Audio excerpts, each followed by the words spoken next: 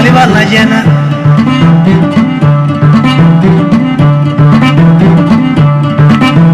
chemol we negara longolo moru ma ba moru doyara esuma ye negara longolo mo go suma ye negara suma ma ba suma doyara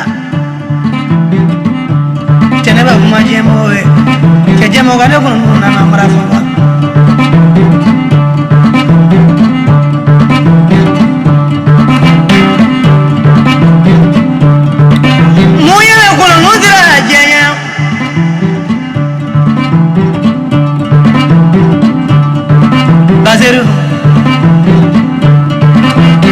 nebe kuma je kuna mo ga je ni la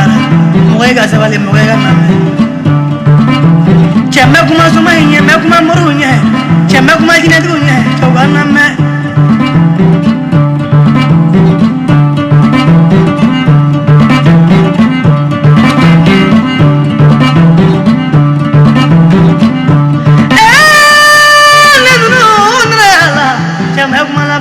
Chitana mo no mo ga je mo ga yana je su ko le mo ngala mara fa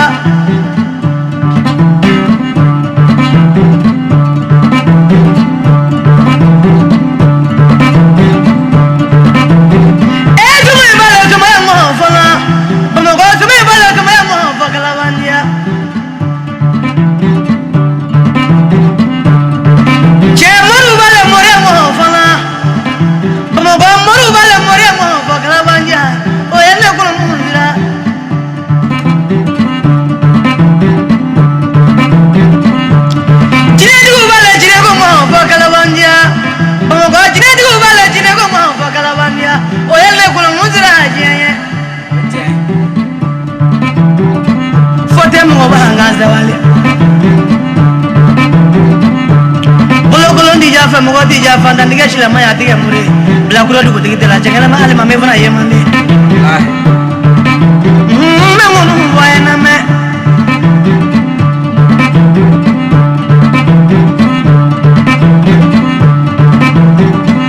bazala ganga tigu da uzamla la ja fana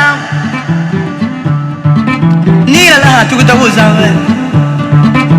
ibe suma ye tigu da uzamla fana yezra janya bye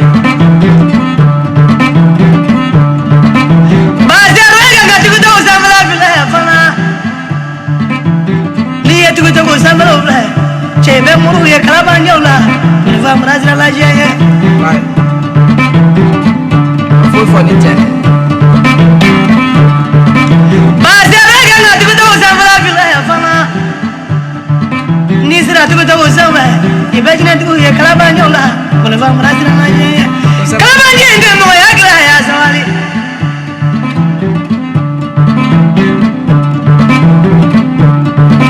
bazero nam soma ya tiga hai facebook samne moria tiga hai facebook samne jina ko tiga hai facebook samne oche bari lono la chorba do ko ma kamera ne ko nam ni mori manga ma do so la kana ko do ne bena mon famara ti ji ba ta fino chogora ba ne ko le mon bo mo ne amara ni mon lo ko ma la so la lo ngolo ai na me feno wuli ka bo ko re ga di ti fe ate feno ko se ba chogora ba ya bo mon bo mo amara ni ni du ba lo amara mala ko ma la do ta amara ti ti la ate feno ko se ba ezo ya mena so mai bolo moru bolo kine du bolo be fra ferula on va mara de bali balo amango mi amanja tuku taku sangolo nyam le so moni moru le kine du veje no amango mi amanja mi non de ni be feno amasega da du do sangole de ni gisi du do sangole kuma jamana moge mogla kamalanga ya mogela longolo kuma ya mogela longolo so mahinga ja muru gaja jinati ku gaja kota nyina wala shawbana bamago baubana bamago sagaubana bamago ura jamu mala bamago ura blema mala suma ni moru ni jina di wala bago tayna wala onole ko muzira lai oche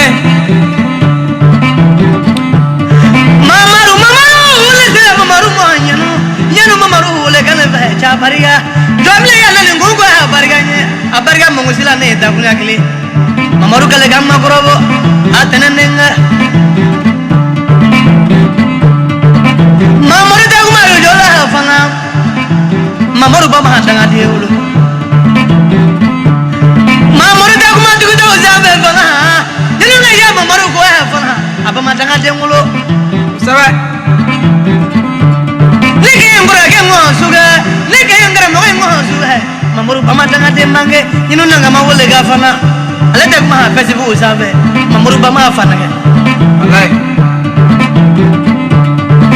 nanga kuma soma hinya jeno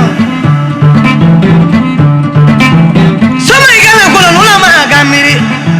yani shininje moru ganela ma ne du ganela me Baziru nam music lebe fana ko yeso mai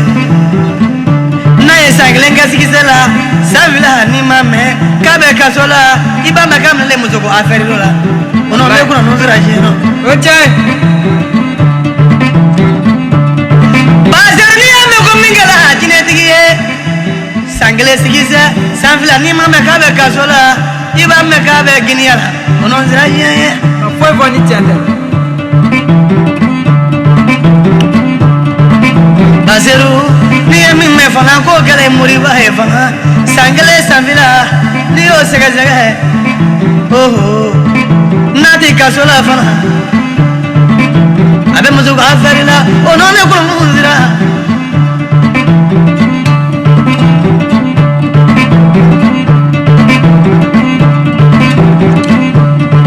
Baziru gula kamala fana kamur nani so ma da fe kadase medima yuk meta kle fana do lahara wallahi be ateba nga be kle ma fana moru be fana ni ube banani fana koti boro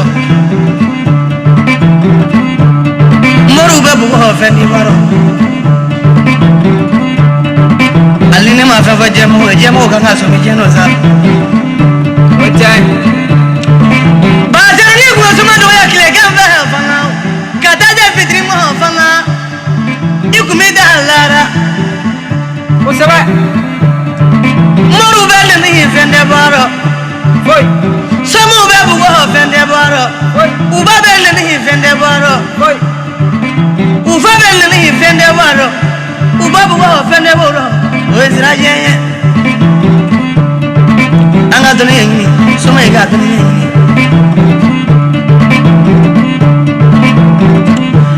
bazarni gue ajna din ni follow kadam le do malaba fana ninga taje miri mo ikme dalara usaba mujina tigo hubana ala dozo mo lo wala mara fa wala baringa na fo bagala mba fo jonye imana damina kuba kolo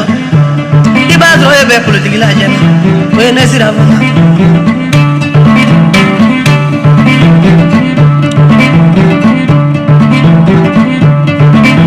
aya bazuma yana bamango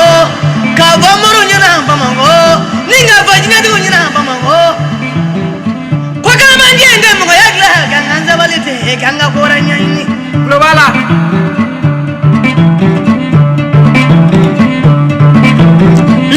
jango go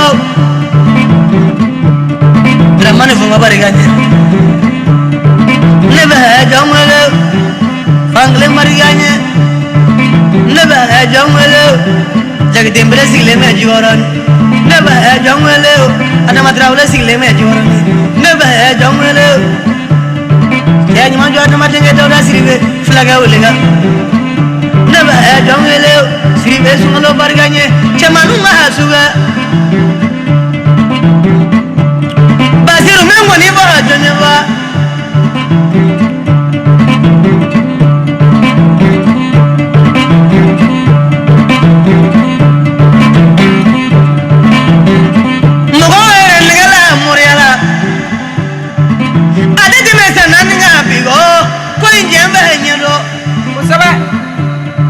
wajar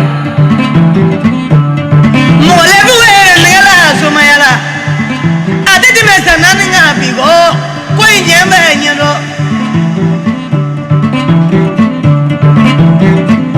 mogo ngala jine bola ngadi de mesana ninga bigo jine ko me nyendo fana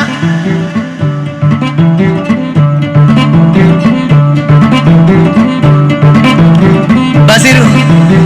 kuna fẹ́ tigi ye nka jinɛ tigi mɔgɔ tɛ yɛlɛ Bamakɔ la jɛ kɛ du o du i mana don du o du kɔnɔ i b'a sɔrɔ jinɛ tigi dɔ bɛ yen nka mɔgɔw dɛsɛra ka ɲinɛ bɔ ne kɔnɔ n'o sɔrɔ diɲɛ ɲɛ tuwɛrɛ ye gasi la longolo ko papiye ko soma ka ja Mali la a tɛ se ka ɲinɛ bɔ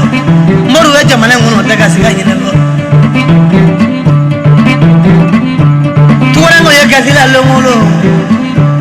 papier da do bolo ko papier ko manyango tukorango ye gasi la longolo ko musuko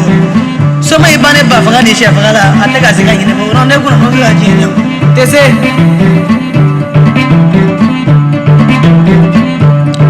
maraga ba farazi alu alu lo mai ma ko la soma ni mori bolo ni ene kuno no dira boy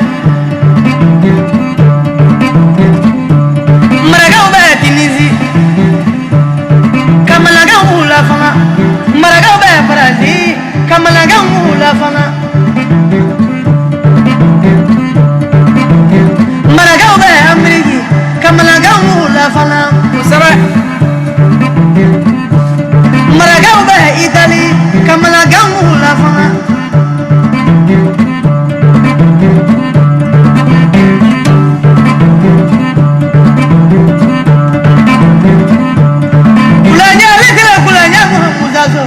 Muzaso wele ne burun kan ne mago muzaso ale muzaso ba ko jale la fana abarga mara